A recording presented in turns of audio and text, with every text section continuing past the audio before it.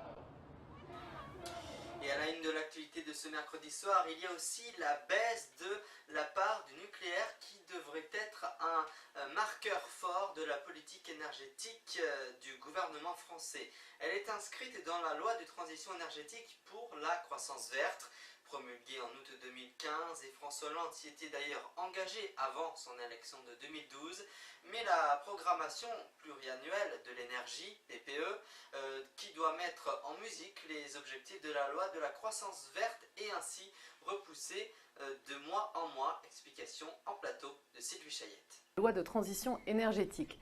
La ministre de l'Environnement, Ségolène Royal, se réjouissait notamment de l'article 1 qui faisait passer la part du nucléaire dans la production d'électricité de 77 à 50% à l'horizon 2025. Mais la programmation de cet objectif semble connaître quelques déboires. Cyril Cormier, vous êtes chargé des questions énergétiques à Greenpeace. Bonjour.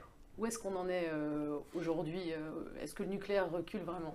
Alors effectivement, aujourd'hui, la programmation, c'est-à-dire la mise en œuvre de cet objectif de réduction de la part du nucléaire à 50% d'ici 2025, est en tout cas à l'arrêt. On n'a pas vu de fermeture des réacteurs, et pourtant c'est ça que ça veut dire, réduire la part nucléaire, c'est fermer des réacteurs.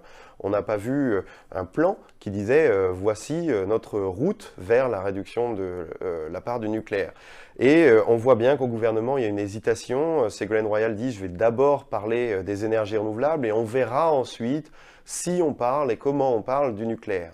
Alors justement, il y avait cette fameuse PPE, la programmation pluriannuelle de l'énergie. Pourquoi est-ce que le gouvernement ne suit pas cette programmation, semble toujours remettre à plus tard les échéances? C'est la grande question du nucléaire, mais elle n'est pas nouvelle en France. Ça fait 60 ans qu'on a un problème nucléaire et ça fait 60 ans qu'on évite de se poser la question de qu'est-ce qu'on va faire après le nucléaire. Or, on est vraiment arrivé à ce moment-là aujourd'hui.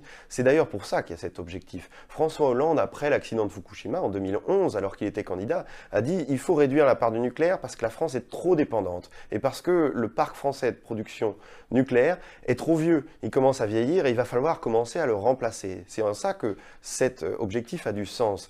Et effectivement, il faut mettre en œuvre un programme de développement des énergies renouvelables, mais ça ne suffit pas. Il faut en face dire on va faire de la place aux énergies renouvelables. Il ne s'agit pas de se dire on va installer des éoliennes, des panneaux solaires. Il s'agit de dire combien de réacteurs on va fermer pour effectivement laisser sur le territoire français se développer les énergies renouvelables. C'est là où on en est. Alors pourquoi est-ce qu'il y a des blocages? Pourquoi est-ce qu'il y a des hésitations? C'est parce que le dogme du nucléaire reste encore très fort. Aujourd'hui, on dit encore que les renouvelables ne seraient pas capables de produire suffisamment d'électricité. Alors on se pose la question, comment font les Allemands avec 32% d'énergie renouvelable? Comment font le Danemark avec 40% d'énergie éolienne?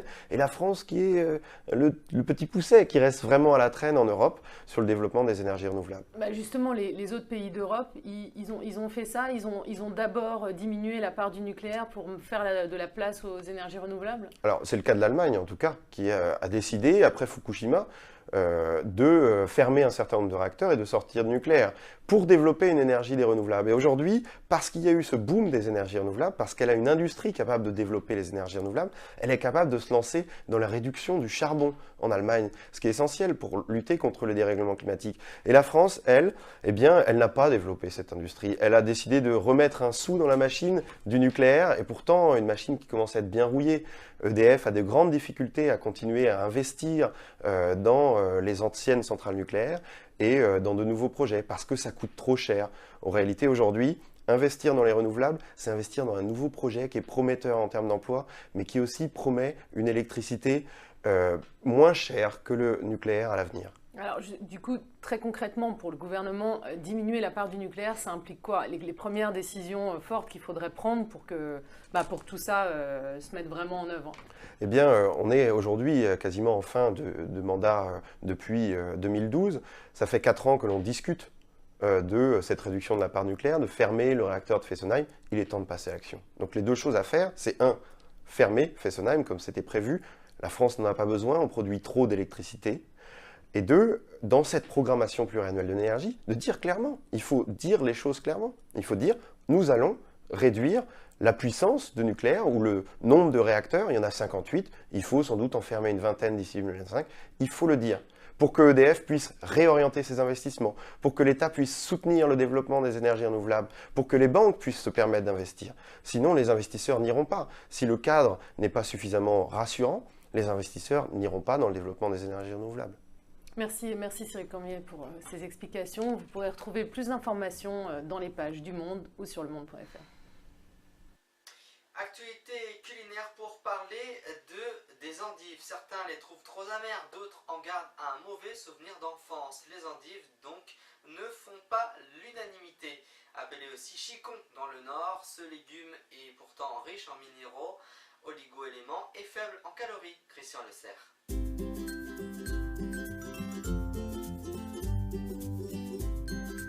Ah, pourquoi on n'aime pas l'endive? Souvent on mangeait des endives au jambon, mais les endives étaient de mauvaise qualité et surtout on n'en prenait pas soin parce que c'est un produit facile à travailler avec beaucoup d'amertume. Et souvent il faut mettre un petit grain de sucre, il faut mettre beaucoup d'amour dans l'assiette. Alors je vais vous faire 3 petites recettes simples à faire aimer à la maison.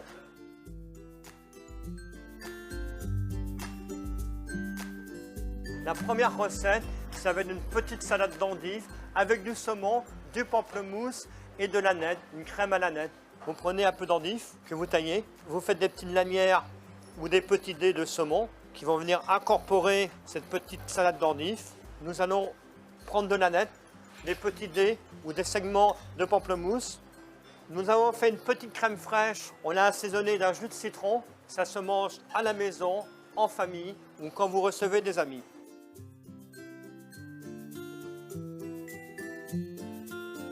La deuxième recette, ce sera à un niveau un peu plus élevé. Ça va être pour les cordons bleus. On va faire une petite tatin d'endive, roquefort et pommes, tout simplement. Pour commencer, on va mettre une petite poêle, un peu de sucre, un peu de beurre. On va prendre une endive, on va les feuiller, on va les faire un peu transpirer. Entre-temps, nous allons faire des petits dés de pommes. On reprend la même poêle, on remet un peu de beurre. Vous prenez un petit moule, vous chemisez de vos feuilles d'endive et vous farcissez de votre pomme qui a été relevue. Dans les pommes, on peut mettre des petites noix, des fruits secs, on peut mettre aussi des écorces d'orange, on peut tout mettre. Vous reprenez votre poêle et vous faites cuire votre tarte tatin. Vous la faites colorer, bien caramélisée. Alors moi j'appelle tatin parce que c'est rond, mais c'est un farci d'endive, vous voyez. Et vous faites des copeaux de roquefort. Et le tour est joué, vous avez votre deuxième assiette qui est finie. On va dire que c'est un plat du dimanche.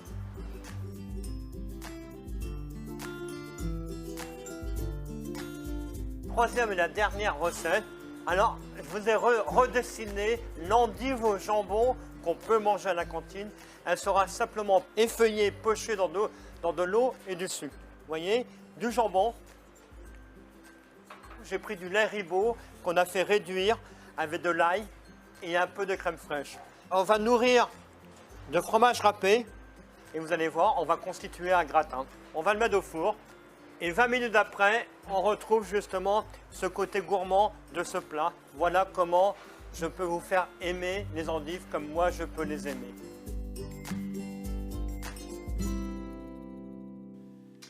Elles ont fait leur premier pas en pyjama sur internet, puis ce fut l'explosion complète. En quelques jours, leurs vidéos ont fait le buzz et les plus connus, Summer 2015, flirtent aujourd'hui avec les 50 millions de vues. Abréviation de leur prénom, Lucie, Elisa, Juliette, LEJ donc, est un trio de musiciennes de Saint-Denis à Paris, issues du conservatoire de la Maison de la Radio, accompagné d'un violoncelle et donc de plusieurs percussions. Les amis d'enfance reprennent des succès planétaires remixés à leur sauce, à leur propre effigie. Rencontre en musique et en 3 objectifs au premier printemps de Bourges pendant leur répétition.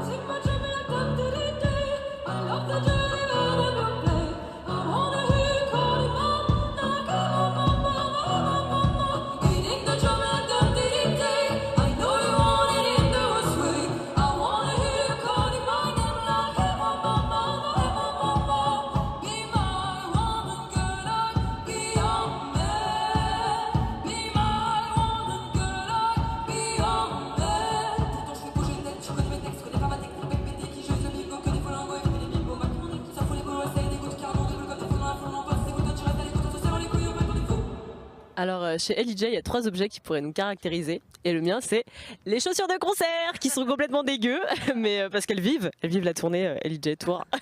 Voilà. Alors moi j'ai une petite gourmette que j'ai depuis toute petite, c'est un porte-bonheur. Il y a marqué mon nom, mon prénom, ma date de naissance, c'est un cadeau de mes grands-parents quand je suis née, voilà. Alors moi mon objet il est hyper cliché. Mais comme je suis une grosse geek et que je passe mon temps à glander dès que je peux glander et à regarder des bêtises, c'est mon téléphone. Voilà, c'est pas bien, mais mon objet fétiche, c'est mon téléphone. Quand j'ai pas mon téléphone, je suis perdue. Voilà.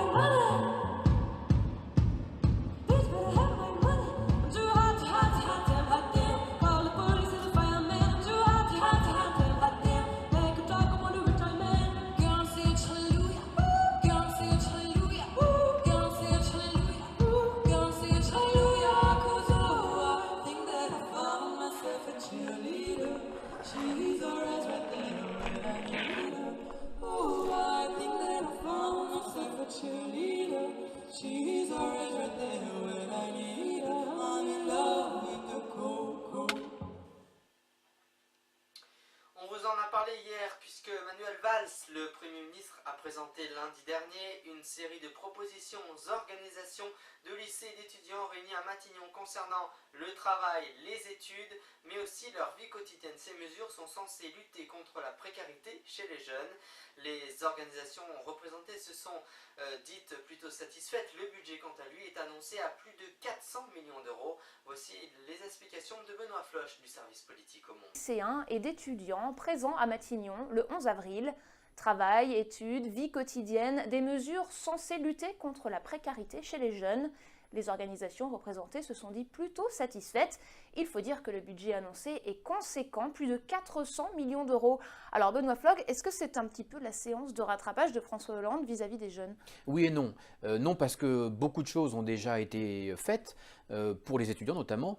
450 millions d'euros ont été dépensés depuis le début du quinquennat pour les bourses. Ce n'est pas rien. Et puis il y a aussi toutes les mesures sur le logement, sur l'année de césure, l'encadrement des stages, etc. Donc des choses ont été faites. Pour autant, et c'est là que ça peut être une séance de rattrapage, c'est vrai que les jeunes apparaissent en colère vis-à-vis de la politique qui est menée par le gouvernement. Les récentes mobilisations contre la loi El Khomri le montrent très clairement, et puis évidemment le mouvement Nuit debout montre aussi que la jeunesse est insatisfaite. Or, pour François Hollande, évidemment, la reconquête politique, elle passe par la jeunesse. Et alors, est-ce que cette reconquête passe par des propositions vraiment audacieuses? Qu'est-ce qui est marquant en fait dans ce projet? La première mesure qui me vient à l'esprit, c'est la surtaxation des CDD. Alors, ce n'est pas tout à fait nouveau parce qu'il y a des choses qui ont été déjà mises en place, notamment depuis 2013, mais c'est une initiative, c'est une piste qui est assez audacieuse, sachant que ce n'est pas tout à fait le gouvernement qui a la main là-dessus, ce sont les partenaires sociaux qui en discutent dans le cadre de la négociation de l'UNEDIC. Et par ailleurs, c'est vrai que ce qui a été mis en place depuis 2013, à ce stade, n'est pas vraiment probant. Mais enfin, bon, c'est quand même une piste intéressante. La deuxième, c'est évidemment cette aide à la recherche d'emploi. En gros, ça consiste à verser pendant 4 mois après le diplôme, à continuer de verser les bourses 4 mois après son diplôme. Ça revient finalement à traiter la question de la jeunesse. Quand la France a mis en place son système de protection sociale après-guerre, la situation était très différente pour les jeunes. Ils faisaient beaucoup moins d'études déjà, et puis ils s'inséraient assez facilement. Il n'y avait pas de chômage, on s'insérait beaucoup plus vite sur le marché du travail. Aujourd'hui, c'est très différent. Il y a une espèce d'âge qui s'est créé entre l'adolescence et l'âge adulte, qui n'a pas été pris en compte par le système de protection sociale. Donc c'est ça qu'on essaye de mettre en place par petites touches, et l'aide à la recherche d'un premier emploi rentre typiquement dans dans l'ensemble de mesures qui permettraient justement de prendre en compte ce nouvel âge.